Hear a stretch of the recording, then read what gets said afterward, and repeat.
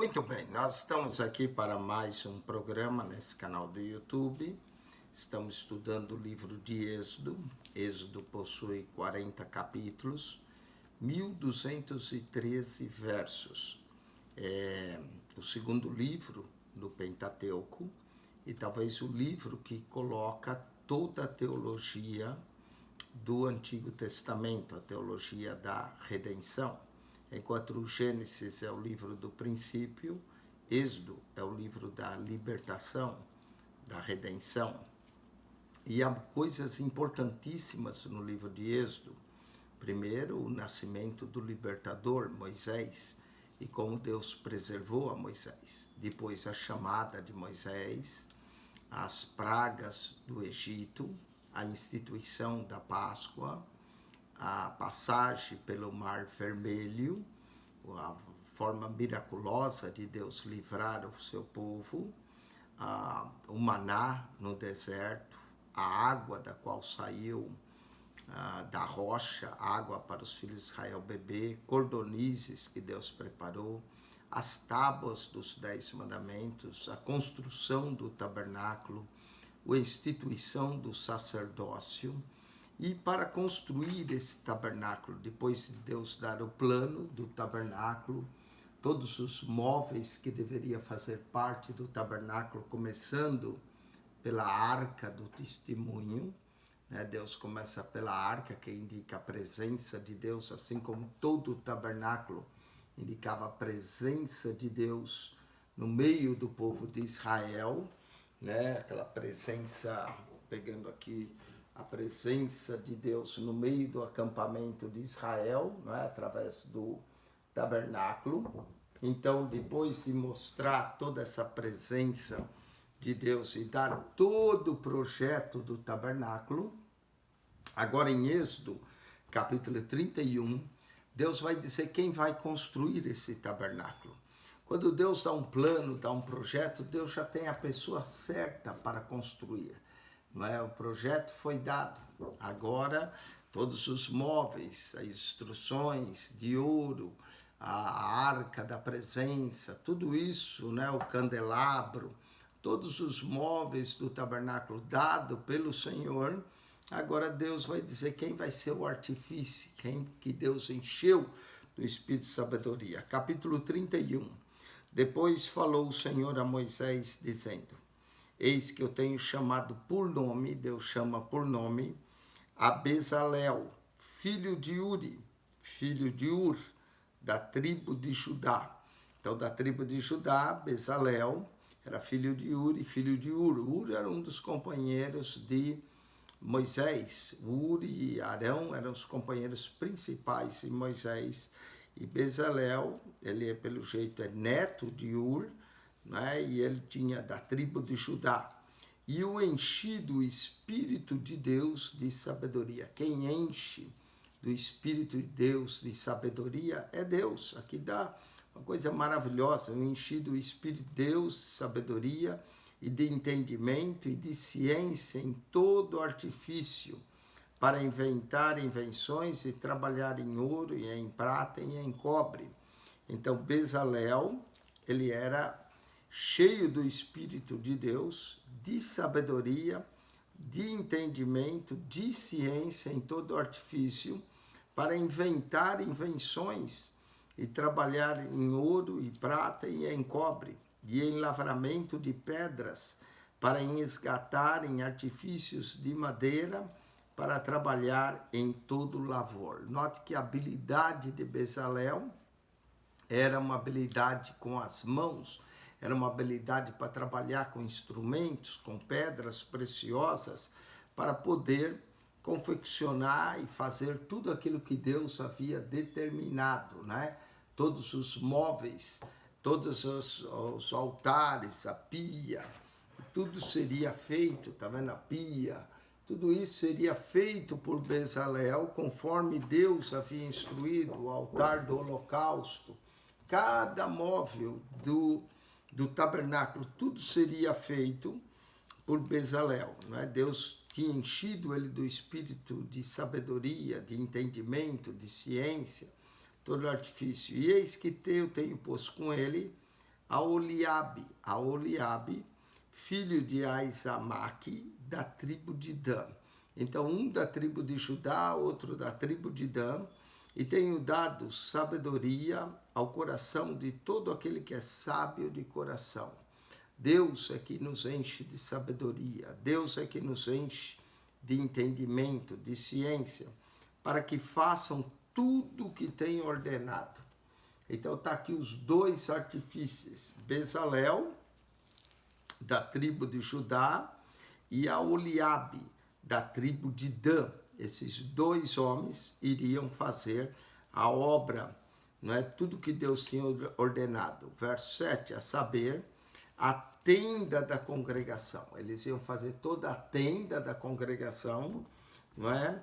A arca do testemunho, a arca de Deus, eles iriam confeccionar ela de madeira de cetim, coberta de ouro, com as medidas, com os varais da arca para ser transportada, com os querubins, com o propiciatório, toda a arca do testemunho, propiciatório, diz aqui a arca do testemunho, o propiciatório que estará sobre ela e todos os móveis da tenda, a mesa. Eles iam preparar também, não só fazer isso, mas eles iam fazer também a mesa, iam preparar todo esse material, né? Tá aqui a arca novamente, que eles iam fazer também a mesa, iam preparar tudo, né? Aqui a mesa com os pães, todo esse material, essa obra seria feita por esses dois homens, diz a mesa, seus utensílios, o castiçal puro com todos os seus utensílios, o altar do incenso, o altar de ouro do incenso, o altar do holocausto. Eles iam fazer também o altar do holocausto, que era de bronze, não é? Iam preparar o altar do holocausto com todos os seus utensílios, iam também fazer a pia para encher de água, para poder os sacerdotes lavarem as mãos e os pés antes de entrarem, não é? O altar com todos os seus utensílios, a pia com a sua base, as vestes, até as vestes sacerdotais, né? As vestes do sumo sacerdote, a veste dos sacerdotes, até isso eles iriam fazer, as vestes do ministério, as vestes santas de Arão, né? As vestes de Arão, as vestes santas de Arão, as vestes de seus filhos para administrar o sacerdócio, o azeite da unção, o incenso aromático para o santuário, farão conforme tudo que tenham mandado. Então, exatamente do jeito que Deus queria, eles iam fazer das vestes ao altar, do holocausto, a pia, a mesa, o candelabro, né? Iriam preparar o altar do incenso, o altar, a arca do testemunho, tudo isso, a tenda, todos os móveis eles fariam, né? É o que diz Êxodo 31, do verso 1 ao 11.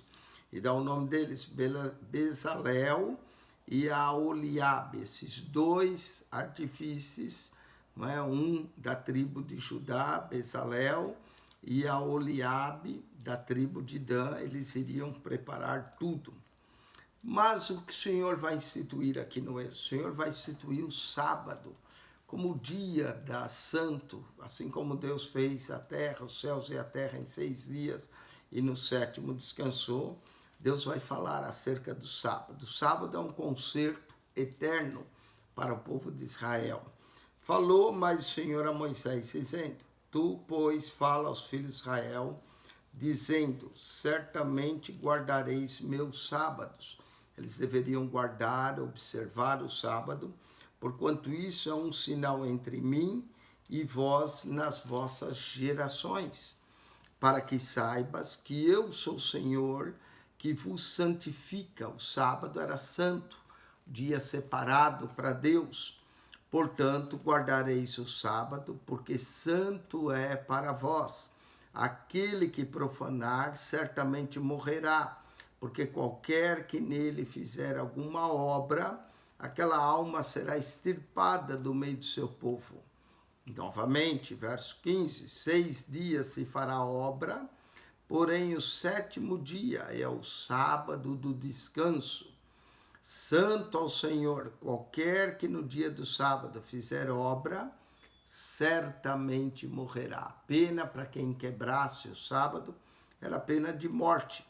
Guardarão, pois, o sábado os filhos de Israel, celebrando o sábado nas suas gerações por concerto perpétuo. Entre mim e os filhos de Israel será um sinal para sempre, porque em 6 dias fez o Senhor os céus e a terra, e ao 7º dia descansou e restaurou-se. E deu a Moisés, quando acabou de falar com ele no Monte Sinai, as 2 tábuas do testemunho, tábuas de pedras escritas pelo dedo de Deus. Muito bem, aqui vai o comentário acerca do sábado. Muitos cristãos, quando lerem isso, falam, pastor, nós não precisamos guardar o sábado, Deus ordenou, Deus falou, é verdade. Mas o segredo aqui está no capítulo 31, verso de número 16. Diz, guardarão, pois, o sábado os filhos de Israel. E aí eu pergunto, você é filho de Israel? Se você é filho de Israel, se você é judeu, se você é israelita, você tem a obrigação de guardar o sábado, sim. Mas se você é gentil, se você é brasileiro, não tem nada a ver com os filhos de Israel, com os americanos, a guarda do sábado, ela se torna desnecessária para você. Porque se você morar em Israel, você deve guardar. Porque é um concerto entre os filhos de Israel. E quem mora em Israel guarda o sábado. Não é? Então, a guarda do sábado é um concerto exclusivo para Israel.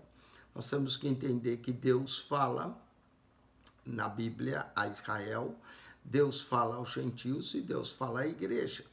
Então, o sábado para nós da igreja é o próprio Cristo.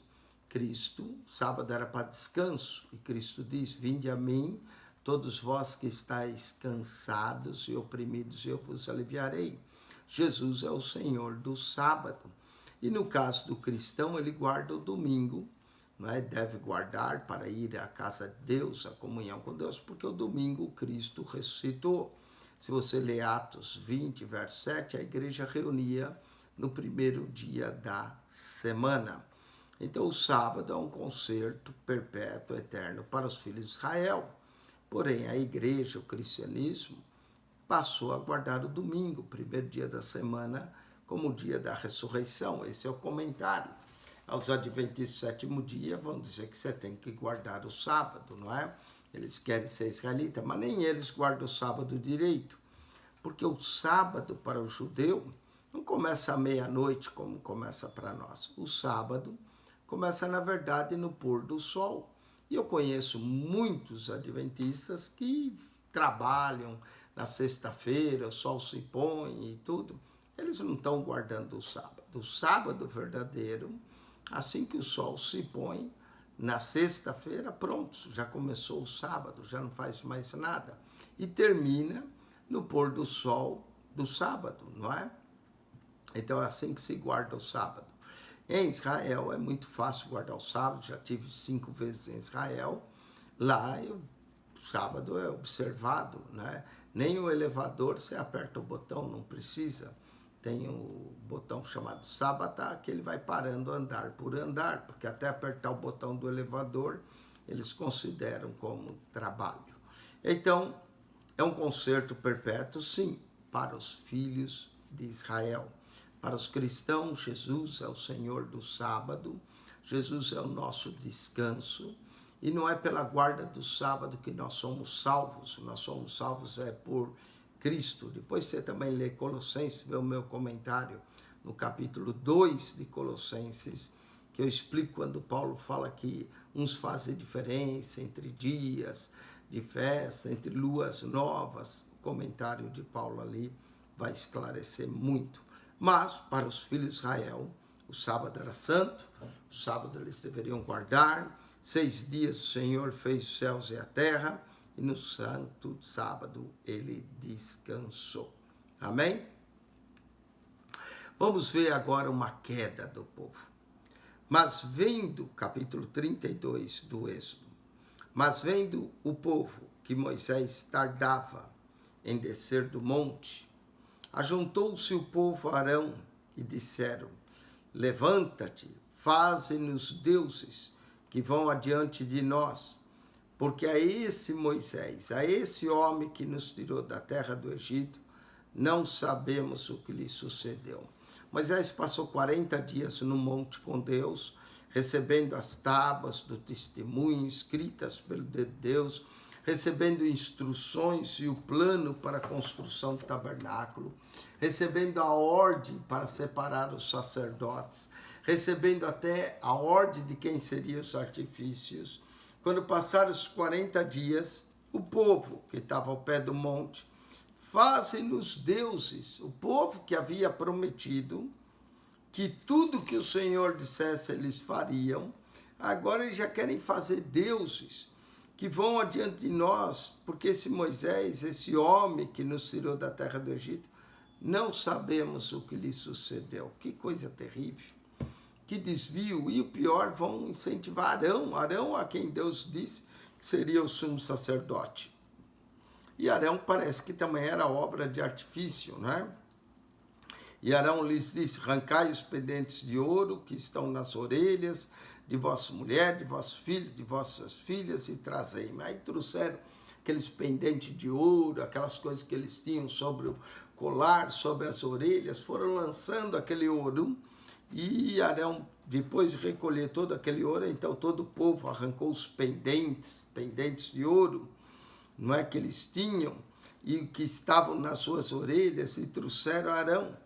E ele tomou das suas mãos e formou com o ouro, né? Arão derreteu aquele ouro com um buril, foi aquecendo, fez dele um bezerro de fundição. Era comum entre os egípcios adorar um deus Horus, que tinha a cabeça de um boi, não é? Ou de um bezerro. Tinha outra deusa também que tinha uma cabra de vaca lá, a Hanat, né? Era o nome dessa deusa. Horus era cara de boi.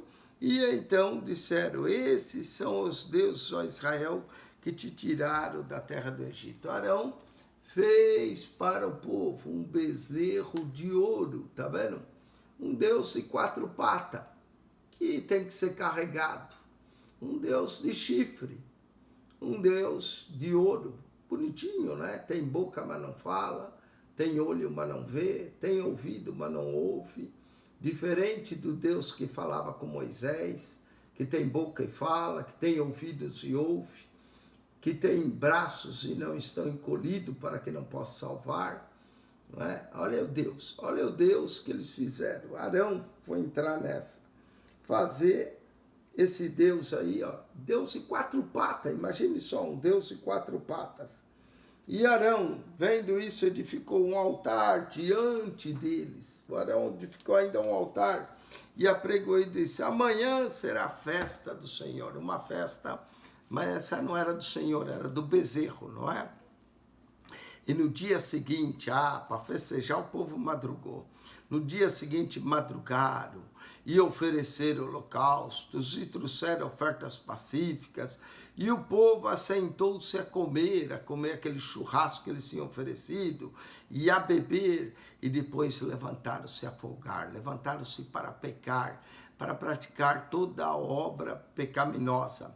Então disse o Senhor a Moisés: vai, desce, porque o teu povo que fizeste subir do Egito se tem corrompido. É interessante Deus dizer para Moisés: o teu povo. O povo parece que só é de Deus enquanto não peca, não é? Deus já não chamou, mas seu povo disse para Moisés: é o teu povo que você fez subir do Egito. E nem foi Moisés, foi Deus que tinha feito, mas Deus já não queria mais nada aquele povo.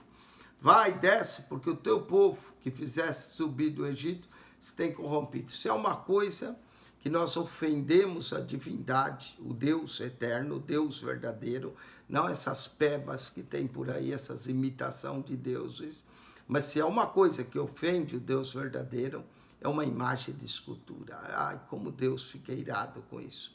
Deus disse a Moisés: vai, porque o seu povo que fizesse subir do Egito se tem corrompido.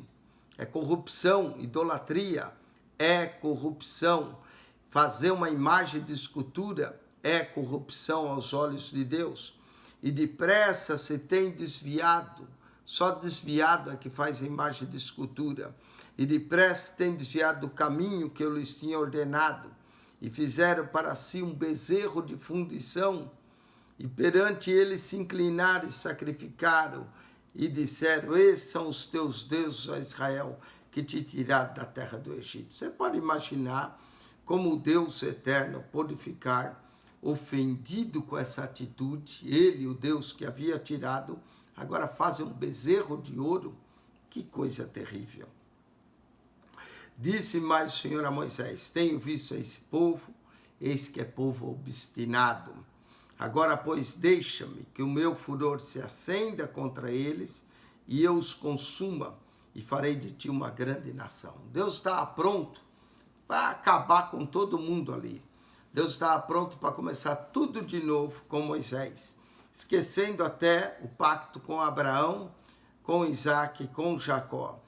Olha o que Deus falou a Moisés, 32:10, deixa o meu furor se acender contra eles, e eu os consumo e farei de ti uma grande nação. Porém, olha o que salvou o povo, a súplica de Moisés. Porém, Moisés suplicou ao Senhor, seu Deus, e disse, ó Senhor, porque se acende o teu furor contra o teu povo? Moisés lembrou, Deus, não é meu povo não, é o teu povo. Porque se acende o teu furor contra o teu povo, que tu tiraste da terra do Egito com grande força e com forte mão. Senhor, foi tu que tiraste esse povo. Moisés lembra, não fui eu, foi tu que tirastes da terra do Egito com grande força e com forte mão. Porque hão de falar, olha, Moisés vai aconselhar Deus, imagine só. Porque hão de falar os egípcios dizendo, para mal os tirou, para matá-los nos montes e para destruí-los da face da terra. Torna-te da ira do teu furor e arrepende-te desse mal contra o teu povo. Moisés falando para Deus se arrepender desse mal que Deus falou que ia fazer. Arrepender é mudar de plano, né? Deus não tem nada que se arrepender, mas arrepende-te desse teu mal, Senhor, que tu pretende fazer contra esse teu povo, matar todo mundo.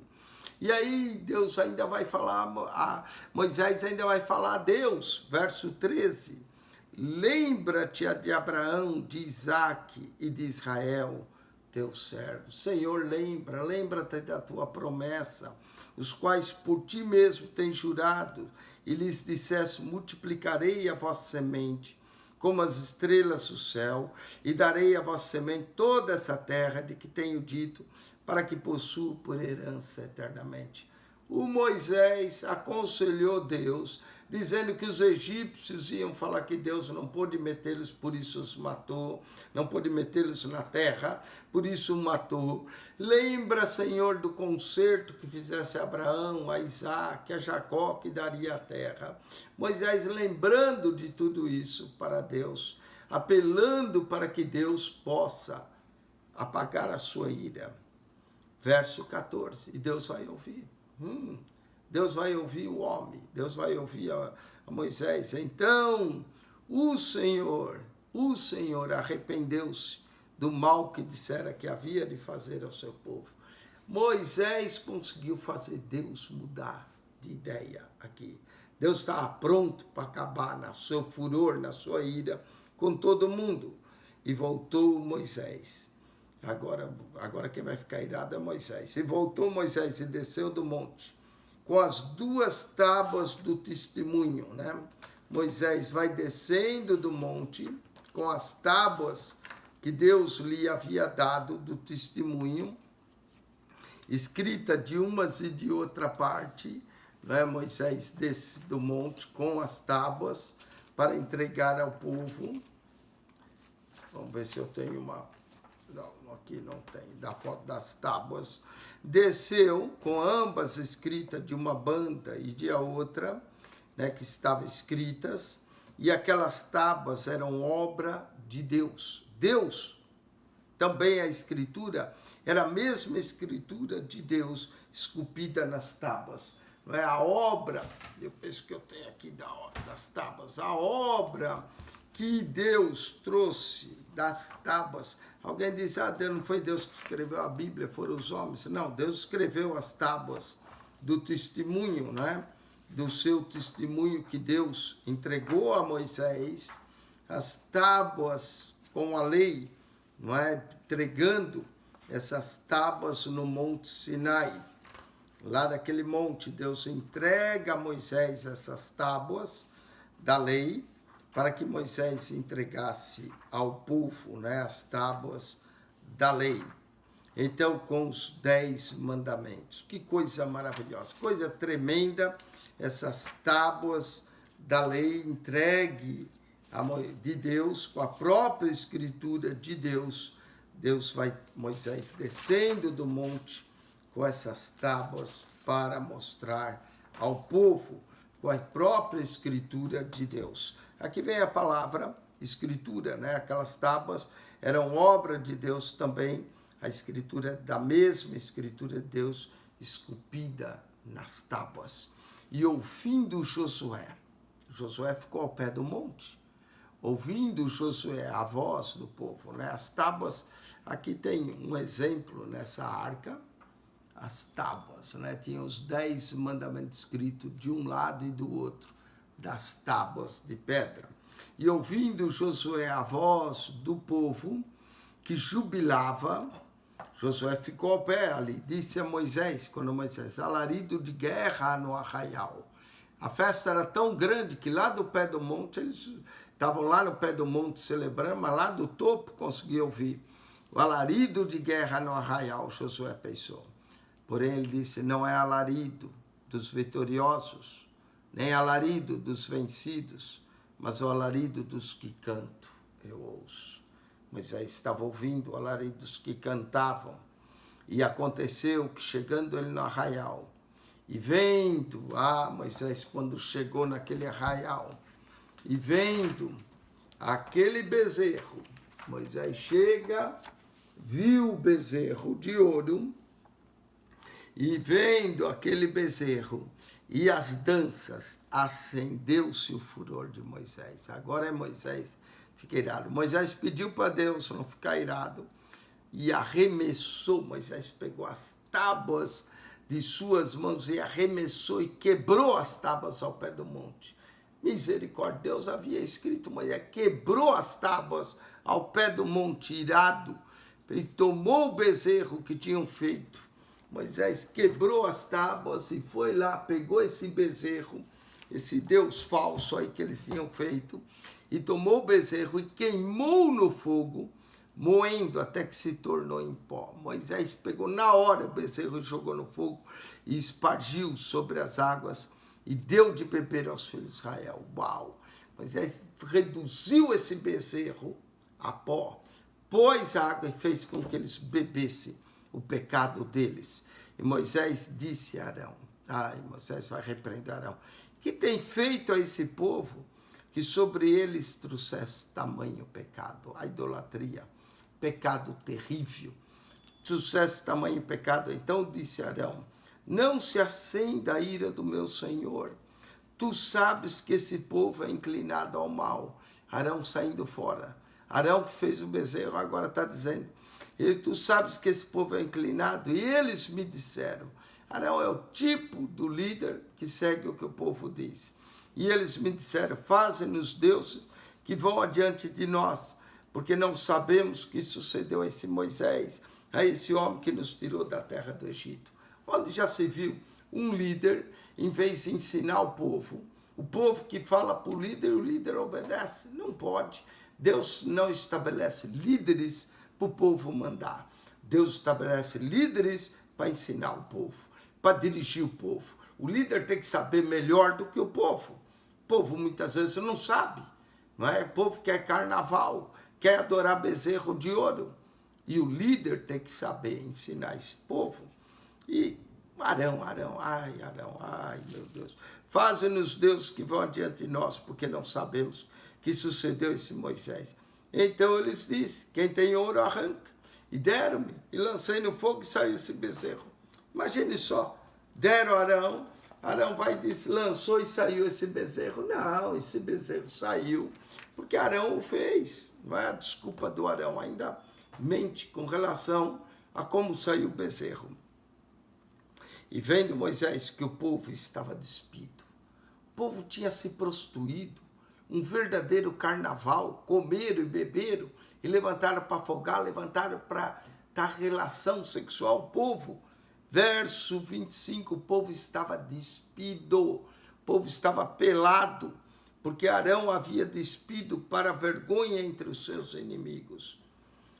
Pôs-se em pé Moisés na porta do arraial e disse, quem é do Senhor, vem a mim. Então se juntou a ele a todos os levitas. Pelo menos os levitas tomaram posição. Moisés disse, quem é do Senhor, venha comigo. Os levitas se juntaram todos. E disse-lhes, assim diz o Senhor, o Deus de Israel, cada um põe a sua espada sobre a sua coxa. Agora vai vir juízo. Põe a sua espada sobre a sua coxa e passai, e tornai pelo arraial de porta em porta, e mate cada um a seu irmão, e cada um a seu amigo, e cada um a seu próximo. Moisés mandou que matasse os pecadores com a espada. Deus ia jogar um fogo lá e eliminar todo mundo. Moisés pediu que Deus não fizesse, mas depois Moisés chama os levitas, manda meter a espada e sair passando ao fio da espada, cada um o seu próximo. E os filhos de Israel, os filhos de Levi, verso 28, os filhos de Levi fizeram conforme a palavra de Moisés. E caíram do povo aquele dia uns 3.000 homens. 3.000 homens caíram do povo naquele dia. Não é? Quem era do Senhor se juntou a Moisés. Quem não era, 3.000 homens. Mas era preferível 3.000 homens do que Deus matar todo mundo. 3.000, interessante, no dia de Pentecoste, quando veio o Espírito Santo com a pregação de Pedro, foram agregadas quase 3.000 almas à igreja. Nesse dia do bezerro, foi passado ao fio da espada uns 3.000 homens, porquanto Moisés tinha dito, consagrai hoje as vossas mãos ao Senhor, porquanto cada um será contra o seu filho e contra o seu irmão, e isso para vos dar hoje bênção. Aqui Moisés diz que eles seriam contra os próprios filhos, não é? Jesus também falou isso em Mateus 10. Jesus diz que os inimigos do homem seriam os da sua própria casa, não é? Que seria o pai contra o filho contra a mãe, assim por diante. Quando se dá para servir a Deus, Deus tem que vir em primeiro lugar do nosso relacionamento familiar. Eu acho engraçado certas pessoas perguntam, irmão, você não vai à igreja adorar o Senhor? Pastor, chegou meu parente, aí eu fui dar atenção ao meu parente. Deus é em primeiro lugar. Quem ama pai, mãe, mais do que a mim, disse Jesus, não é digno de mim. A mesma coisa acontece aqui em Êxodo 32, 29, porquanto Moisés tinha dito, consagrai hoje as vossas mãos, Senhor, porque cada um será contra o seu filho. Quem não quer servir a Deus é contra o seu irmão, e isso para vos dar hoje bênção. Você quer ser abençoado? Não coloque seus parentes, seus irmãos, sua família em primeiro lugar. Quem ama pai e mãe mais do que a mim, disse Jesus, não é digno de mim. Lê lá Mateus 10, vê o nosso comentário em Mateus 10. Moisés vai interceder pelo povo. 3.000 morreram, mas era melhor 3.000 do que Deus destruir toda a nação. Vamos lá, Moisés intercede pelo povo. Êxodo 32, 30. Que intercessão maravilhosa. Que capítulo lindo. É triste a fato de fazer o bezerro, mas é lindo a intercessão de Moisés. Que lição de um líder que se põe na brecha entre Deus e o povo é Moisés. Verso 30. E aconteceu que no dia seguinte Moisés disse ao povo, vós pecastes grande pecado. Agora, porém, subirei ao Senhor e porventura farei propiciação pelo vosso pecado. Moisés é um verdadeiro sacerdote. ele vai fazer a propiciação pelo pecado do povo. Assim como Cristo é a nossa propiciação. Assim tornou Moisés ao Senhor e disse: ora, esse povo pecou pecado grande, fazendo para si deuses de ouro, do qual o Senhor tinha dito que eles não deveriam fazer. Agora, pois, perdoa o seu pecado, e se não, risca, peço do teu livro que tens escrito. Uou! Moisés se coloca na brecha. Moisés vai dizer para Deus: Deus, perdoa, ou então, se não, risca-me, peço, do teu livro que tem escrito. Tira o meu nome do teu livro. Que Moisés, vamos dizer, atrevido, dizer para Deus: ou o Senhor perdoa, ou arranca o meu nome. Mas esse é o verdadeiro intercessor, se põe na brecha. Ou o Senhor perdoa, ou pode me tirar do teu livro. Olha o que Deus vai responder a Moisés. Então disse o Senhor a Moisés: aquele que pecar contra mim, a esse eu riscarei do meu livro. Aqui não fala que livro é, mas nós cremos que talvez seja o livro da vida. Porque todo aquele que não for achado escrito no livro da vida, Apocalipse 20:15, será lançado no lago de fogo. Não diz que é o livro da vida, diz apenas livro. Mas nós cremos que é o livro da vida. Eu espero que o teu nome esteja lá e eu espero que o meu também.